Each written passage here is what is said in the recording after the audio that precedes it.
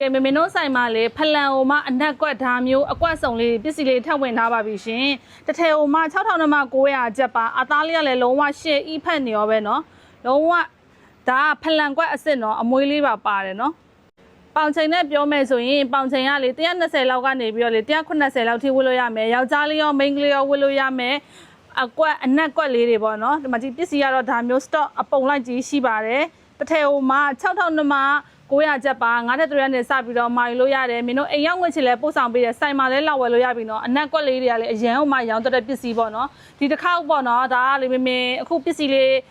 ထက်ဝင်တာဒီတစ်ခေါက်ရဲ့အသားလေးကလေလုံးဝရှယ်အရန်ကောင်းတဲ့ထူလဲထူတယ်နော်တစ်ထည်မှာ6000နဲ့မှ900ကျပ်ပါရှင်ကျေးဇူးပါဒီဇိုင်းလေးတွေအရန်ကိုမလာတယ်9တဲ့ထုတ်မှာဆိုရင်မင်းတို့ဒါမျိုးလေး